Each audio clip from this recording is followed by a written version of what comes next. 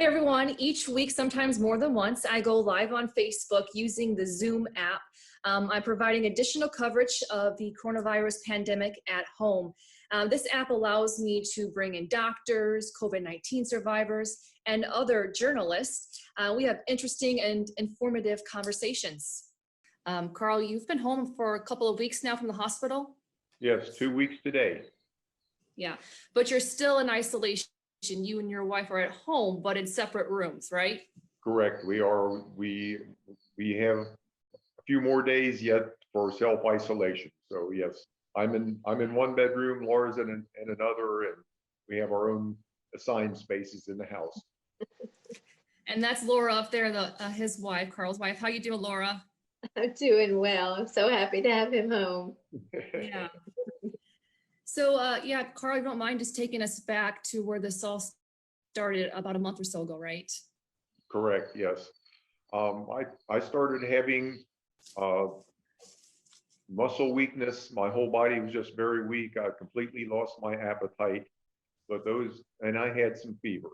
Those were most of my symptoms. I didn't have nausea, headaches, that sort of thing. So I didn't really think it was the coronavirus.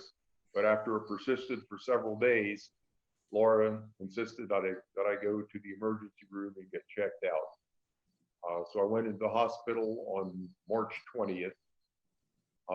They immediately took me in, gave me CTs and chest X-ray, admitted me to the hospital, and very shortly thereafter intubated me.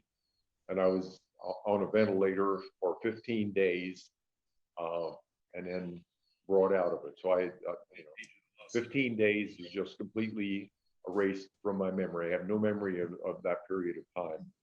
But you know, there are a lot of people that are still so bad off, and we have to keep it in perspective and be thankful that I have him back here with me. And if it means 10 more days, that's a small price to pay.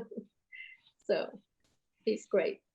I'm sure they were guided by God. You know, I'm firmly convinced that this is a miracle that I'm still around. I really am.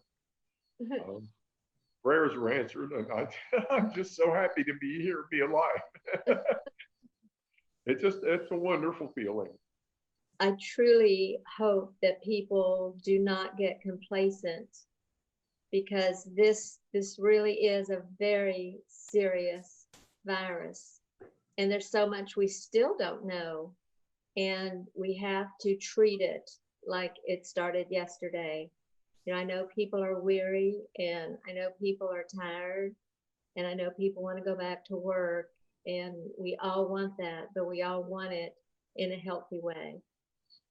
Well, first off, hope everyone's doing well and staying healthy. You guys might recognize this man right here because I've done several stories with him over the last month. This is Doug Atkins, and he is the executive director at Dayspring Village in Nassau County. And what I love so much about Doug is his passion for his job, residents, and staff, and his passion to protect the most vulnerable. And we have to take care of them, right? And so he's been pushing for more testing, and testing for all patients before leaving a hospital and returning to a facility. Before, some hospitals, they would only test patients who had symptoms. So now there's a new rule in Florida that requires all hospitals to test all patients before returning to a facility. So Doug, if you could just talk about your reaction when you heard the news and just what this means for residents and staff. Well, Amber, thank you so much for giving me just a few minutes here tonight with you. And like I said, when my staff came in and told me what had happened, or the alert that had come in, I quickly opened my computer to verify. And I just literally stood up at my desk and applauded. And I was just amazed that this emergency rule was now a reality. All right, we're just going to wait for everyone to get started. Okay, so we're going to get started now, okay? So we're going to talk about plasma donations and the need for it, and how it can help those who are are fighting COVID-19. So let's start with Robert Henney. Robert, you had COVID-19. You got lucky though, just minor symptoms. So just talk a little bit about that and when you had it. Yeah, I actually got very lucky, honestly. We did some international travel before everything went kind of crazy. Got back and, I thought everything was fine. My wife needed to get a test before she could return back to work because she's a physician. So they wouldn't let her see patients because we were, done international. So anyway, so we got the test and took about a week to get the results. And during that week waiting on the results for both of us, I all of a sudden couldn't taste or smell things, coffee, pizza, anything. She had been reading that some of the people in Italy had made comments about some of the things they noticed were lack of taste and smell. So she brought coffee over to me and had me smell it out of the bag and,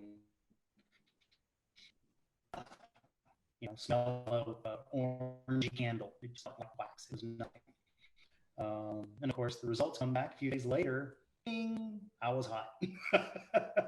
So I had it, but I was lucky because it was just taste and smell. Everything else was completely normal. Well, let's talk to Dr. Chris Law now. I'll get your title right, okay, Doc? President of Medical Services, Life South Community Blood Center. So what kind of results are we seeing, Doctor? Yeah, so we've seen a little bit of early results with this convalescent plasma. A lot of it's anecdotal, just, kind of colleagues sharing what's happened. So far, so good.